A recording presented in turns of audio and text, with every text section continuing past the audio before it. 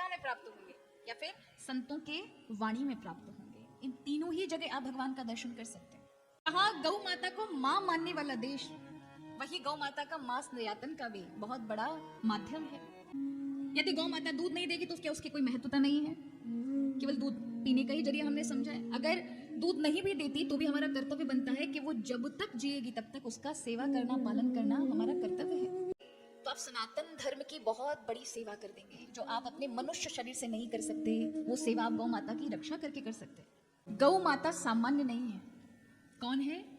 अगर आपसे कुछ भी नहीं होता है तो कम से कम एक गौ की सेवा आप अपने जीवन में रखें। अरे एक गौ नहीं हो तो कोई भी गौ की सेवा करें। भगवान इन तीनों ही जगह मिलेंगे, या तो भक्तों के हृदय में मिलेंगे, या फिर गौओं के अंदर प्राप्त होंगे, गौओं की सेवा में प्राप्त होंगे, या फिर संतों के वाणी में प्राप्त होंगे। इन तीनों ही जगह आप भगवान का दर्शन कर सकते हैं। गौ माता को साक्षात भगवान का स्वरूप कहा गया है।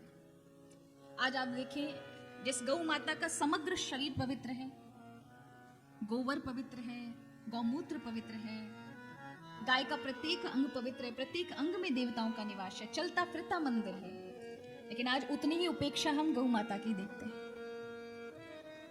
हमने तो आज तक नहीं देखा महाराज कि सड़कों पर कहीं भी भैंस घूम रही हो, बकरी घूम रही हो, भेड़ घूम रही हो, लेकिन आपको गौ माता हर जगह मिलेगी।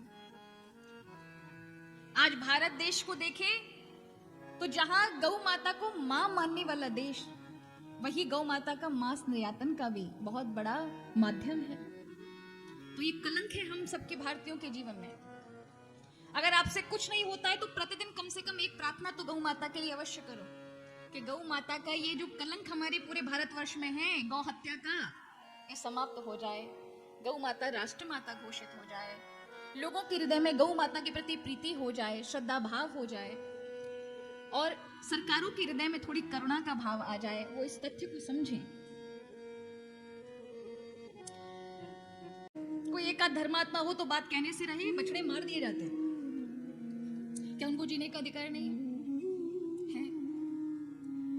यदि गौ माता दूध नहीं देगी तो क्या उसकी कोई महत्वता नहीं है? केवल दूध पीने का ही जरिया हमने समझा है। अगर दूध नहीं भी देती तो भी हमारा कर्तव्य बनता है कि वो जब तक जिएगी तब तक उसका सेवा करना, पालन करना हमारा कर्तव्य है। लोग छोड़ देते हैं, कितना बड़ा अपराध करते हैं।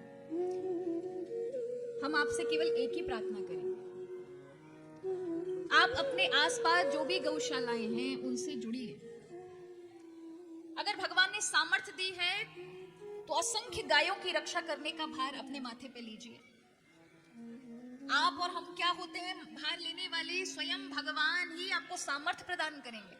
पर एक गाय को भी आप मृत्यु के मुंह से बचने से बचाएंगे तो आप सनातन धर्म की बहुत बड़ी सेवा कर देंगे जो आप अपने मनुष्य शरीर से नहीं कर सकते। वो सेवा आप गौ माता की रक्षा करके कर सकते हैं।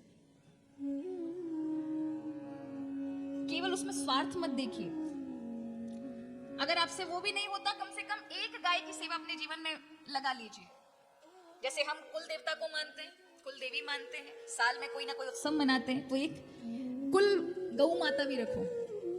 अपने गोत्र के नाम से किसी गौशाला में जाकर उसका गोत्र रख दो उसके कान में जाकर के कि ये गाय गौदान ले लो उसका।